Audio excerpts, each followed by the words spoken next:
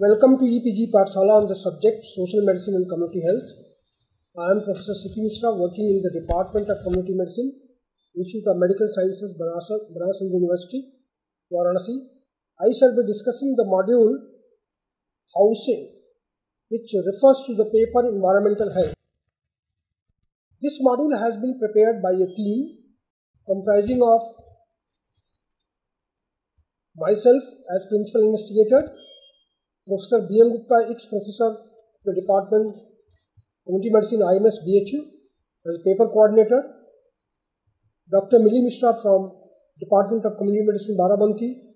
She has written the content and this has been reviewed by Dr. J. Tandon, ex-professor and head Department of Community Medicine IMS BHU Varanasi.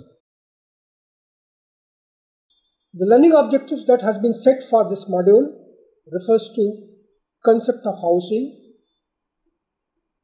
criteria for healthful housing and housing standards, and last, what is the relationship between housing and health. If you look at the history of development of human being, in the past, people used to prepare their own shelter of different varieties, and housing standards have evolved over a period of time. Everyone has the right to a standard of living adequate for the health and well-being of himself and of his family, including food, clothing, housing, and medical care. In fact, house provides not only shelter, but it takes into account other factors which protect person from ill health in terms of temperature, in terms of overcrowding, in terms of other things. This statement which I've just narrated, that everyone has the right of a standard of living adequate for health, this is a declaration from Universal Declaration of Human Rights. Concept of housing is based on taking into account various factors that influence health. Housing in modern concept includes not only the physical structure in terms of building, providing shelter, but also the immediate surroundings and the related community services and facilities. So housing has evolved over a period of time as a very complex and multidimensional aspect, and it takes into cognizance many related activities besides shelter that is conducive to optimum not only physical health but mental health, social health, and spiritual well-being also. It may be defined as all places in which a group of people reside and pursue their life goals. The size of settlements varies from a single family to millions of people. So concept of housing varies.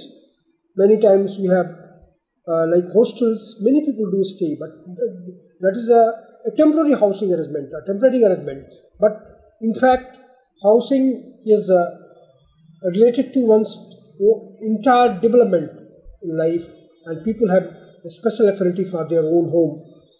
It is often said that home is home, rest is non-home. So that's the importance of housing or home in one's life. The immediate surroundings of residential building are often referred to as neighborhood or micro-district, and health of the people of a living in a particular house is strongly influenced by immediate surroundings as well.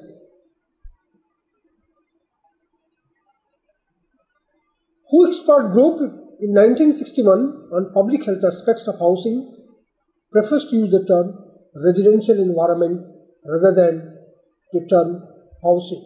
Residential environment is a broader concept that includes the structure of the house and other facilities within and outside the house, and also the immediate surroundings or micro-district of the house as well. Social goals of housing are many. most important thing is the protection. If you look at the hierarchy of needs, the basic needs, among the basic needs, food and shelter are the primary thing. And the house provides shelter.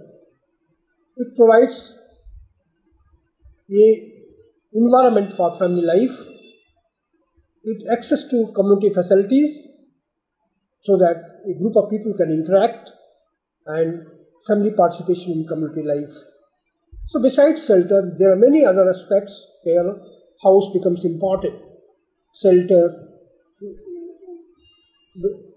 and other aspects of life like family life, community facilities, and participation in entire community initiatives.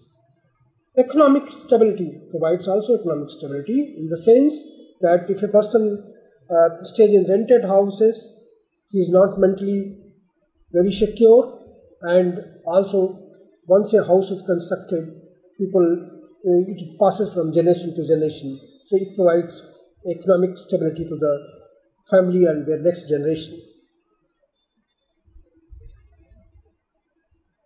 The implementation of social goals in housing requires that the government should introduce social housing schemes, establish both minimum and maximum standards, create financial and fiscal institutions geared to helping low-income people obtain credit for building and improving their house.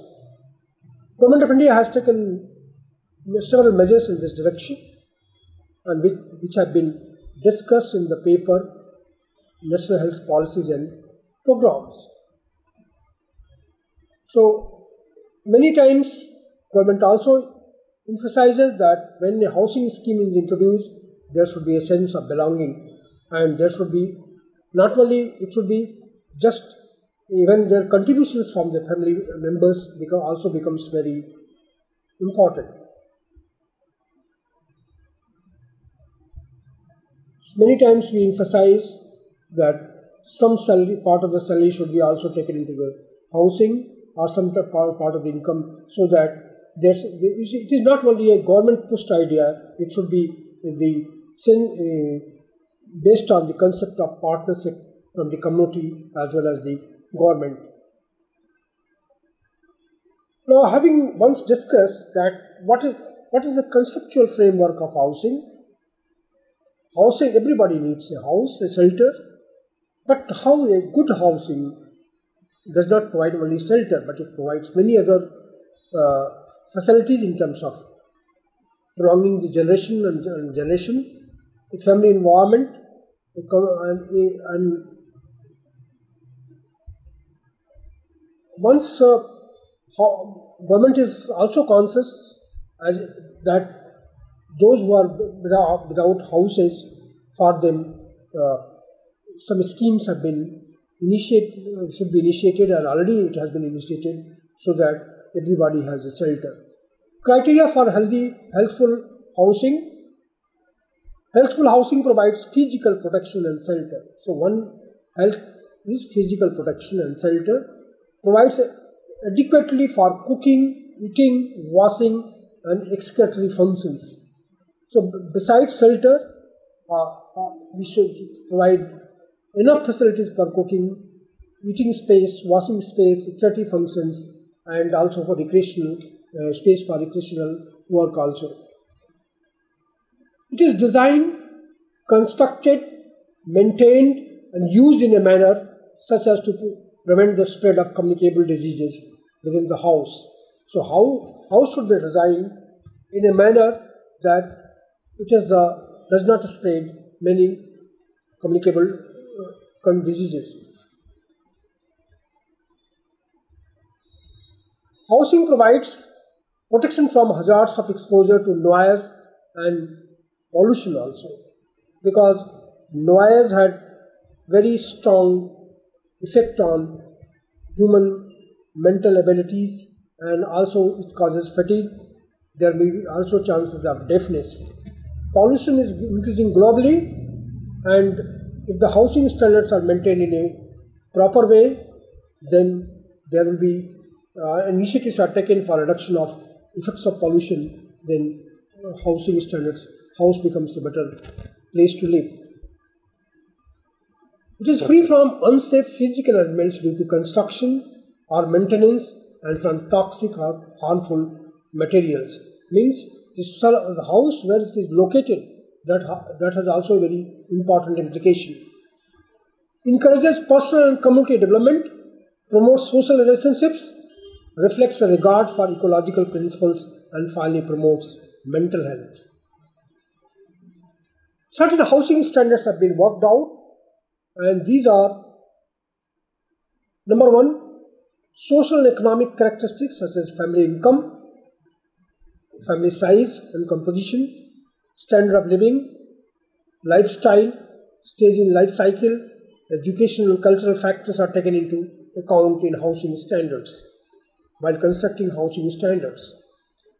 Because of cultural diversity and other factors such as climate and social traditions in India, standard of housing varies from within the country, and it has been observed that since these factors do vary from one country to another country or one region to another region, there is variance in this phenomena from country to country and from region to region.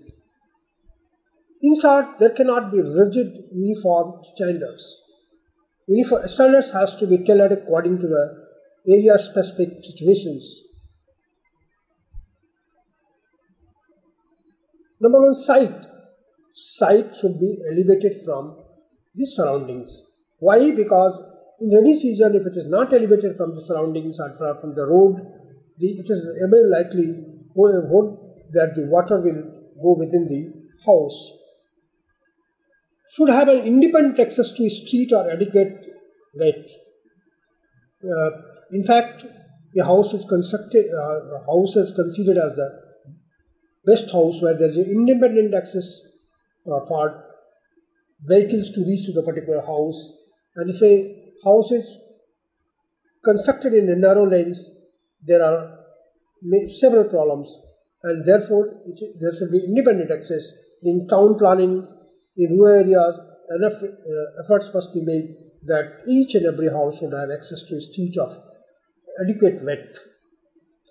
Should be away from breeding places of mosquitoes and flies.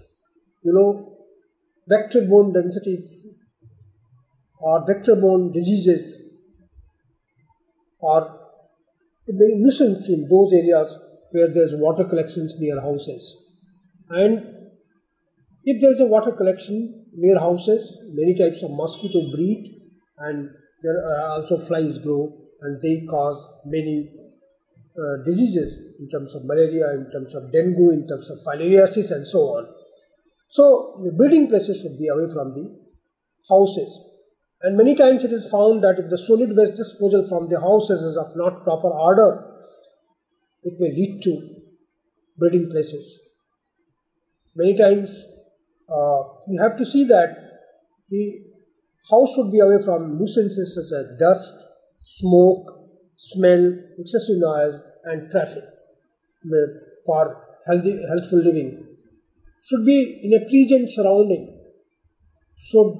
Soil should be dry and safe for founding the structure and should be well drained. The subsoil water should be below 10 feet. Setback, it is the open space all around the house which allows proper ventilation and lighting. House, in fact, besides providing shelter, if the ventilation is adequate, then the airborne transmission, airborne diseases are restricted, and if lighting is adequate, the reading and other activities can be go in a proper manner within the house. In rural areas, it is recommended that the built-up area should not exceed 1/3 of the total area, because in rural areas there are animals, cattle, and surroundings. So only 1/3 should be the built area and of the total area. However, in urban areas, there is a land scarcity and it is allowed up to 2/3 of the total area.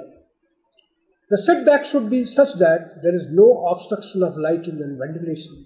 The concept of setback is built so that every house enjoys optimum ventilation, particularly cross ventilation, and lighting is adequate. So that is the concept of setback. For example, if there is a 125 feet, the distance is 30 feet should be left on either side, and 65 in the middle it should be constructed. So there is a ample opportunity of air transmission within the house. Floor should be pakka and satisfy the following criteria. Should be impermeable so that easy to clean and dry. Must be smooth and free from cracks and crevices to prevent the breeding of insects and harbors of dust. Cracks and crevices are the habitat of sandflies which transmit cholera, and therefore house should be free from cracks and crevices. It should be damp proof. It has been observed that those houses where floor is not damp proof, then the humidity is, moisture content is very high, there is chance of transmission of microbial tuberculosis and other diseases as well. The height of the plinth should be 2 to 3 feet, 0.6 to 1 meter. Wall reasonably strong, should have a low heat capacity, weather resistance, unsuitable for harbor of rats and vermin, not easily damaged. Smooth 9-inch brick with wall plastered smooth and colored cream or white. That is the ideal 9-inch brick wall, plastered smooth and colored cream or white.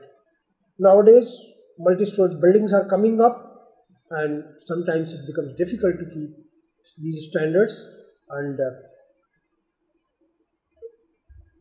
roof should not be less than 10 feet. The height of the roof should not be less than 10 feet, 3 meters, in absence of air conditioning for comfort. Should have a low heat transmittance coefficient. Rooms should not be less than 2, at least one for them can be closed for security reasons, for security purposes. The other may be open or one side if that side is a private courtyard. Number should be increased as per the family members increase.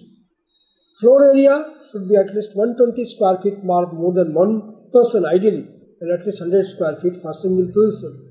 There are compromises with this, but floor area per person should not be less than 50 square meter. Cubic space, at least 500 cubic feet per capita, preferably 1000 cubic feet.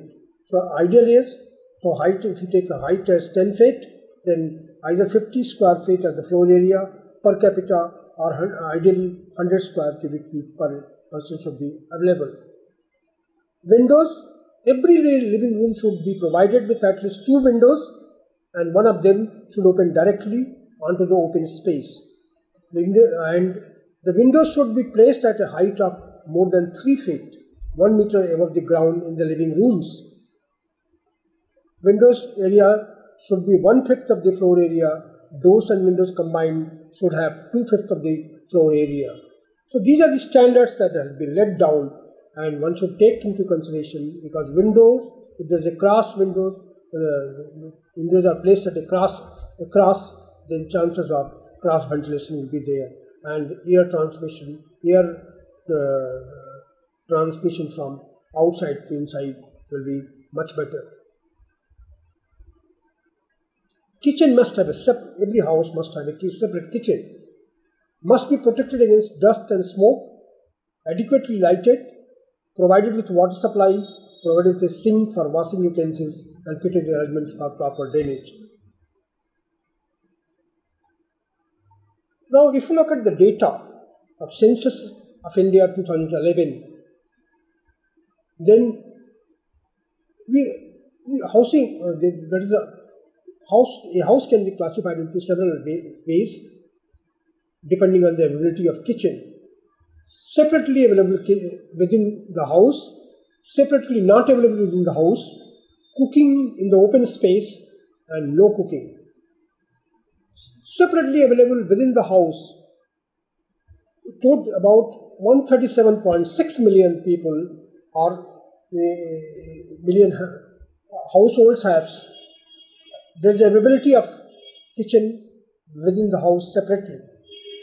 In 77.8 million, separately not available within the house, kitchen is not available within the house, and 30.5 million are cooking in the open space, and in 0.8 million cases, there is no practice of cooking. The figures vary from rural to urban area. The point, though rural area is predominantly India is predominantly rural area, but 76.2 million people and households and 61.4 million households have separately available kitchen within the house. The separately not available kitchen within the house is prevailed in 63.6 million rural and 14.2 million urban households. Now, closed drainage and open drainage situation within the house, if you look at this, the total closed drainage is available in 44.7% households, 44.7 million households only have closed drainage, 81.4 million have open drainage, and no drainage is present in 120.5 million households. The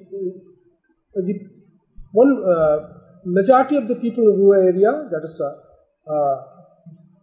living in 106.1 million households, are without drainage, and 14.4 million households in urban areas are without drainage, as per Census of Government of India 2011. Now, lighting, another important factor is the lighting. The daylight factor should not exceed 1% over half of the floor area.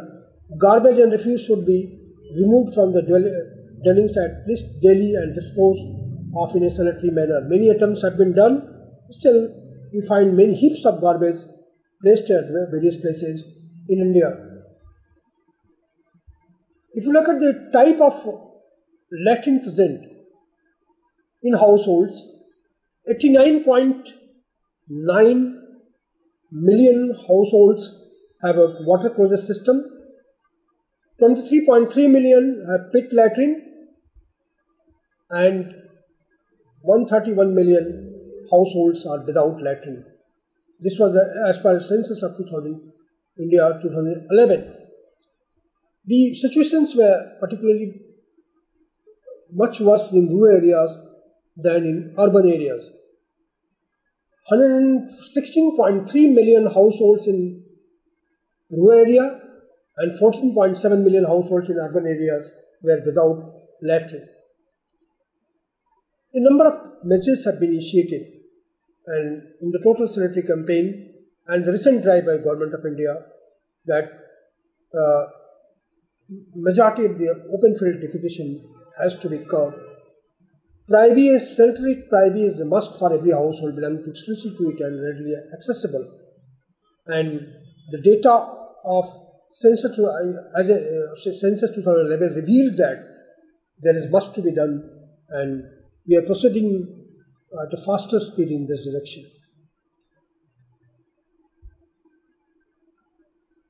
As far as source of drinking water is concerned, tap is the drinking source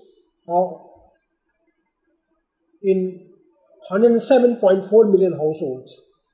Hand pump and tube wells in 103.5 million households, whereas tank, pond, river, lake constitute the source of drinking water, in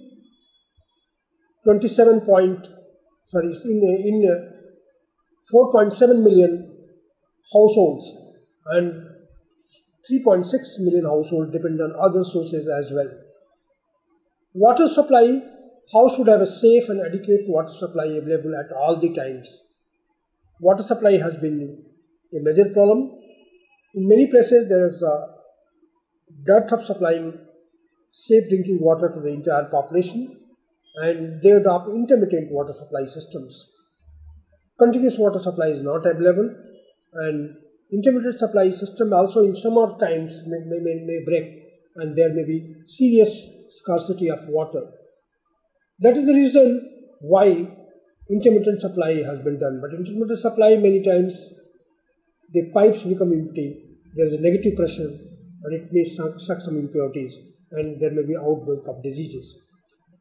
Wastage of water supplies from the public system should be minimized, and people should be also made aware that how to prepare, how to store water properly, because many times it has been seen that even the water supplied at the source is all right, but it gets contaminated on the way. Bathing and washing. House should have facility for bathing and washing separately, belonging exclusively to it and providing proper privacy. Bathrooms availability. Enclosure without roof. No bathroom situation. If you look at it in India, 103.7 million households have bathroom separately. 40.9 million have enclosure without roof for bathing, and 40.4 million households have no bathroom. The situation is even worse in rural areas, as revealed by the fact that 92.3 million households in rural areas are without bathroom, and whereas corresponding figure in urban areas is 10.3 million. It means that 10.3 million households in urban areas have no bathroom. Now, rural housing, a typical scene you can see that made of, there should be at least 2 living rooms. The attempt should be made that even in the rural areas there should be ample veranda space may be provided. The build-up area should not exceed 1/3 of the total area, as I said earlier. There should be a separate kitchen with a paved sink or platform for washing utensils. The house must be provided with a sanitary lighting. The window area should be at least 10% of the floor area. There should be sanitary well or tube well within a quarter of ample from the house. It is insanity to keep cattle and livestock in the dwelling house.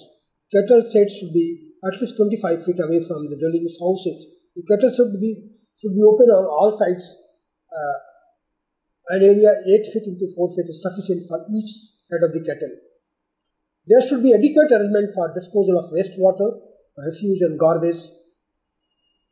Housing and health, they are interlinked.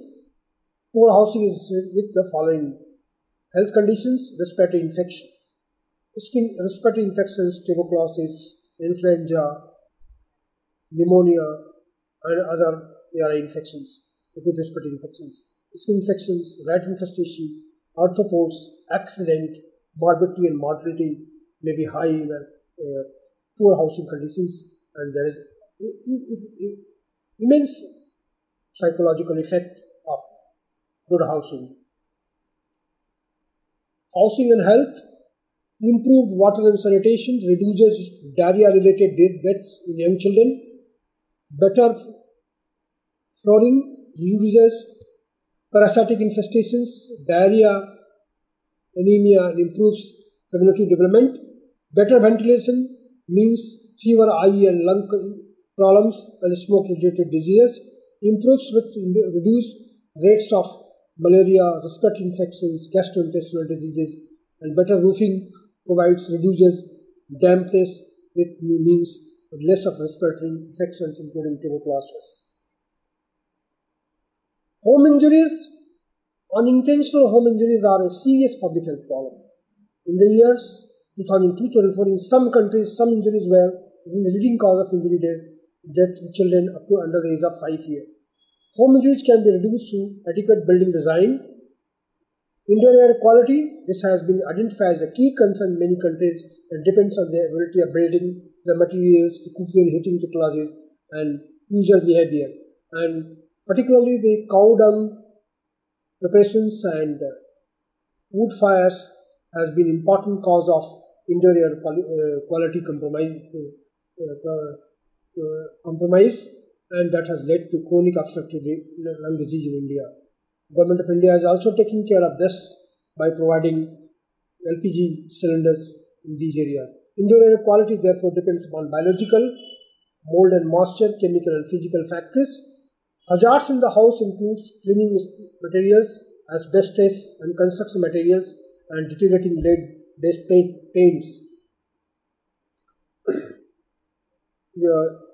Studies have been conducted that doses burden due to indoor air pollution as a result of the disease burden due to outdoor air pollution and total diffuse conditions.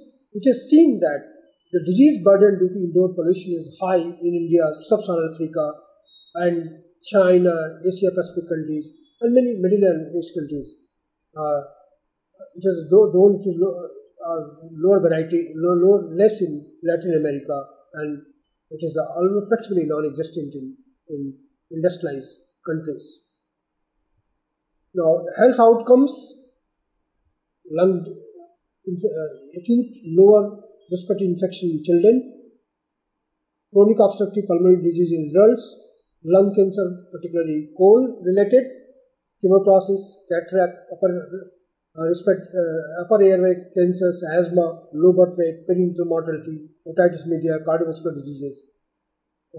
And there are many evidence in this regard which can be, there are several studies that suggest that indoor air pollution can be a cause of concern.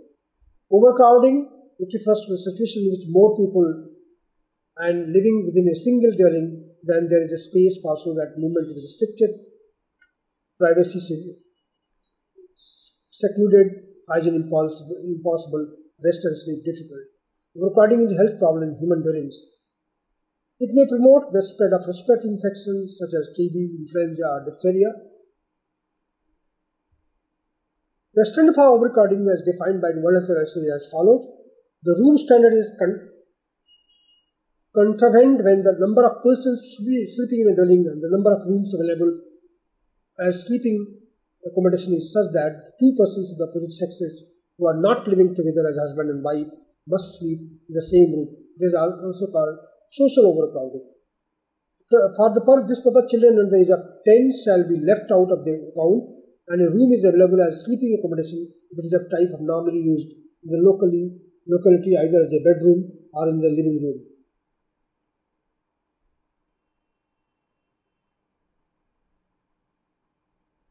The WHO accepted standards for floor space are as follows. Overcrowding, physical overcrowding, 11 or more per area in square meter, 11 or more, 2 persons, 9 to 10 square meter, 1.5 person, 7 to 9, 1 person, 5 to 7.5 person, under 5 nil.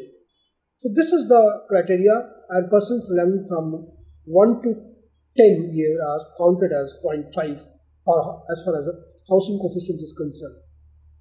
A baby under 12 months is not counted, and children between 1 to 10 years are counted as half a unit.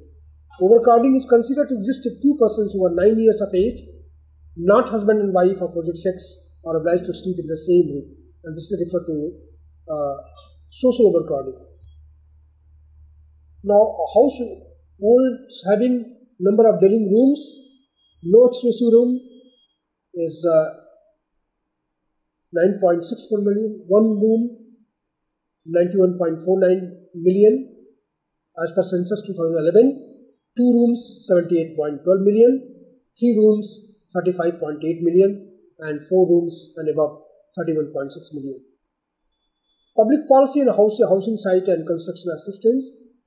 Indira Awas Yojana introduced in the central sector in 1985-86 as a part of the Rural Landless Employment Guarantee Scheme.